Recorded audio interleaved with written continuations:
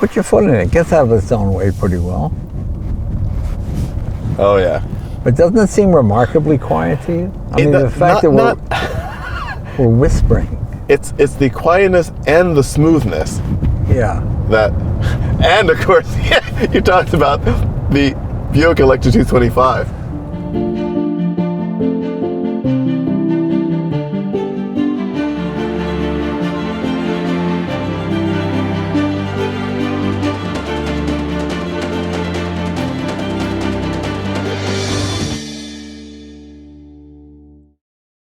Well, Jay, what do you think?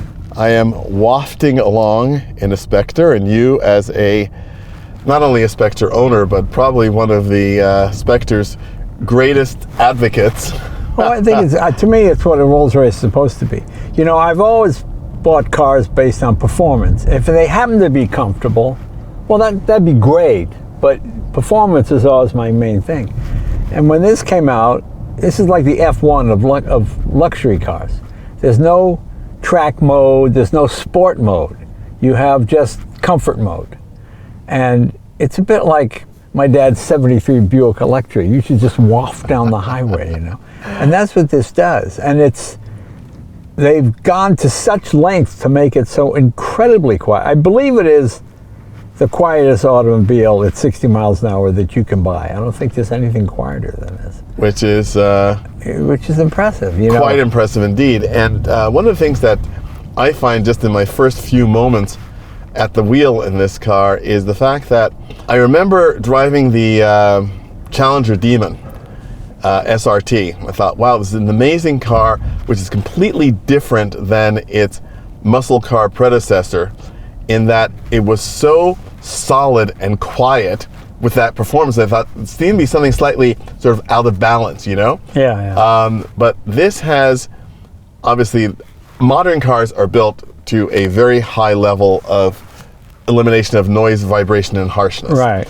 Now, you take an electric car, you take the noise and the vibration out, and there is very little harshness to be controlled, and this does very much feel like a brand new, actually. The Buick 225, Electra 225 example was terrific, but you don't get the bounce that you got in one of those. Right. So this has that sort of what we came to associate with performance car feel in terms of solidity, but it's not.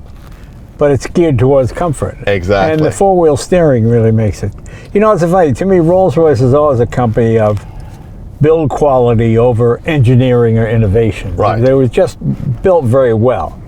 And I remember when I worked for the company as a college student delivering cars, their slogan was, at 60 miles an hour, the only thing you hear is the clock. Well, that's because I had a really noisy clock.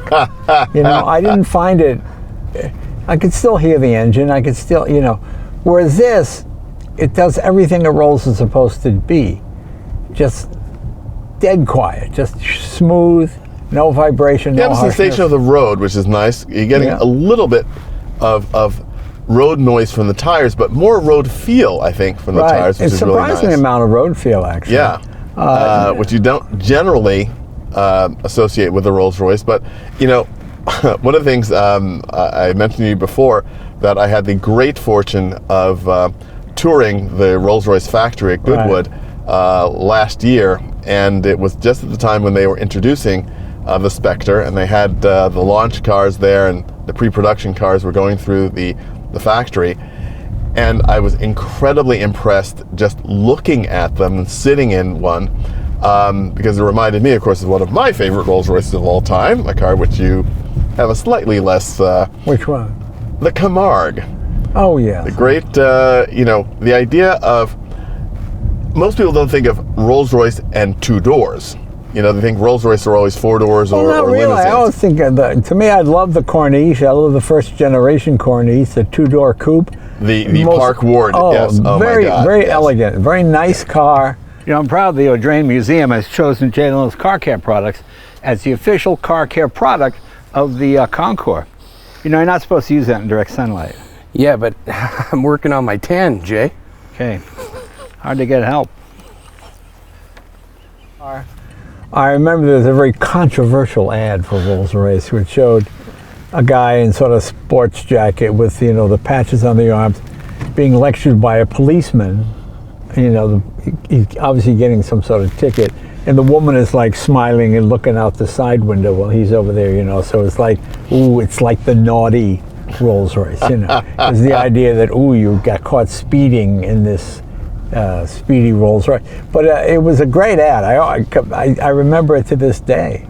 Well, one of the things that I also loved about that two-door pre-Corniche car was the fact that the Thomas Crown Affair, the proper original one with Steve McQueen, that was the car he drove through most of the movie. Right.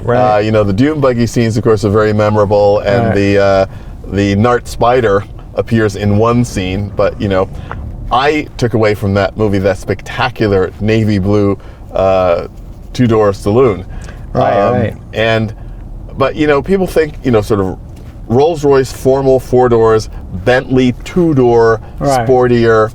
And it was interesting there. Rolls-Royce made a couple of, I guess the Wraith coupes.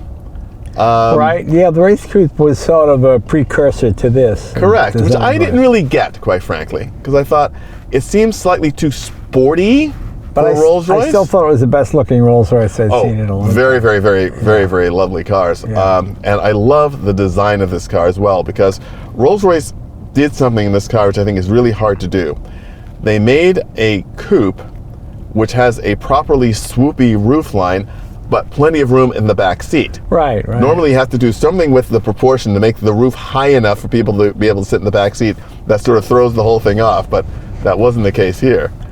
And plus it has a sort of show car quality to it. That looks, I think Mercedes built something called Lexero or something. Do you remember that car? Oh, yes. Yeah, it sort of reminded me of this, a big long hood, and you know, it looks imposing as Rolls-Royce should. Like, to me, I don't quite get the Cullinan, and I don't, even the Phantom is that big four-door. It has a washer-dryer combination look to it to me. Whereas this thing, I think, is just fabulous. Yeah, and taking it here on one of our favorite test loop roads is also fairly eye-opening. You mentioned the fact it's got four-wheel steering, and it's a big car. There's no doubt about that. But it's remarkably handy for a very big car. Oh yeah, it's great. Now, you know, I think that you are quite famous for making the statements about the dancing elephants. Do you think this is a case of the car is remarkable because you don't expect it to do this, or is it actually remarkable for what it does? I think it's remarkable for what it does. I find it to be, and you know, it's interesting, when you buy a Rolls-Royce, you're entering the world of $6,000 oil changes and all that kind of ridiculous, you know, every 1,500 miles, every 4,800 miles. Whereas this, you buy it and they say, man, 2 or 3 years, change the brake fluid. That's all. Nothing. You don't do anything to it.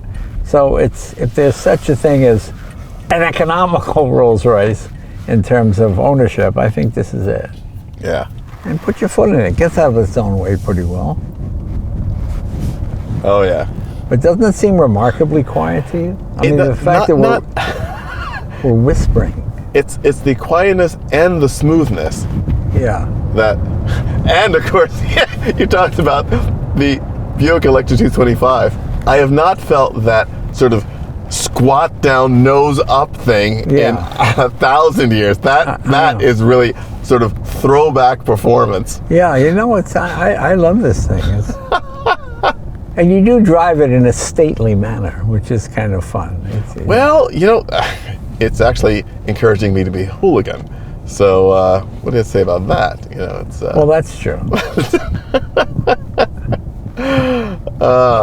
This is really interesting too, because I first got in and I mentioned to you that an impression that I had was that the combination of the A-pillar and the mirror gave me a little bit of a blind spot feeling, but once it's out on the road, actually that sort of went away. I think it was just in a parking lot that gave me that feeling. And the mirrors are big, so I mean the mirrors cover everything you need to see. But it is something that, again, going back to that, the Silver Shadow Mulliner two-door saloon and the Camargue, they were also built in a day when safety regulations were such that you could have very thin pillars. Right. So, right. it's sort of unfair to compare those cars, which are not nearly as safe as this Well, one. it's the thing that it really succeeds at is being a Rolls-Royce that just happens to be electric. There's no huge screen. Everybody brags about their 72-inch, drive-in movie theater screen. I prefer just a little. That's all you need. A small screen here. You've got buttons which are actual metal. That whole tactile touching things. Yeah, they still have the wonderful traditional metal air vents. Right, still feeling of quality, which is really, really fascinating. The only thing missing are radio buttons. Right, you're not missing but no, you're not missing radio buttons because you have 8 buttons here, and you can make every one of these a radio station. Just press it, or you can make it whatever you want it to do. You assigned the button to whatever you want. Yeah. Now now what you'd want to do with an array like this, which is very 1950s Italian, have a whole bunch of buttons with no labels on them, so you have to remember which are which. You can get dyno tape and put it on the dashboard. Oh yeah, I'm just kidding. Well, no, but it's true. Even if, for example, on the air conditioning, you have off and then you have soft, which means no noise at all. I mean, I was in traffic one day and I looked behind me and I saw a fire engine with just his lights on, and I went, well, I've seen cops do that. They race to get there so not to give themselves away. Then I saw a fire engine do it. Then I pulled up next to me. I put the window down. Oh no, the siren was on. I just didn't hear it because it was so quiet in here. And it's not a dead quiet, like you're being isolated. I think that the road feel thing, I think, is what is really good. You know what you have here is your charge phone here. Rolls-Royce is a small company, and in Asia you're not allowed to have the phone visible anywhere in the car. So they put it in here, and then you shut it, and the policeman doesn't know your phone is in You're there. safe. Yeah. But this is. But it handles nicely, doesn't it? It does indeed. I'm going to see my favorite turn here. Little off-camber turn. Oh, nice. Very nice. Yeah. And again, it has that ability to give you that softness without feeling at all like it's not connected to the road. That's what I don't like. There are some cars that are so quiet and so cocooned and feel so heavy that you don't feel any connection to the road. They did a good job with this. I was quite pleased with it. It's funny now thinking about of course, the number one selling Rolls-Royce today, just like in every car. It's the Cullinan. Is the Cullinan. Yeah. And so, where do you think? I'm not asking you to be the marketing department of Rolls-Royce, but where do you think actually I'm going to answer my own question after I ask you. Where do you sort of see the Rolls-Royce guy or gal sort of falling into these buckets? Who buys the Spectre? Who buys the Cullinan? Who buys a Ghost and a Phantom for that matter? I think this. The interesting thing about Rolls-Royce is they have the youngest demographic in the industry. Younger than anybody else, because I think so many music people and rap stars, and you have the ability now to. I saw one Rolls-Royce, so this was all a piano key. It was all black and white. You can do whatever you want. So consequently, the average age of the average Rolls owner is 42 years old. And you go, that's unbelievable, 42 years old. But it seems to strike a chord with people. I like it because it looks like a show car. It looks like something you built for the auto show, but not for production, And I thought they took a chance building it, and I think it paid off well. Well, certainly one thing which I can probably safely say is that in all the time that I've known you, if it were not a vintage car, I would never pick you as a new Rolls-Royce buyer. But this is certainly the perfect new Rolls-Royce for Jay Leno. Because it's practically impractical. Exactly. It's really a two-seater car, but it has seats in the back. I've never really had anybody in the back because it's just, you know, but they're there. So you figure if you're going to get a Rolls, you get the Phantom with the, you know, 4 doors. And, no, I think it's just fantastic. Well, you convinced me. Yeah. Thank you very much. Ah, there you are. I'll take one. There you go.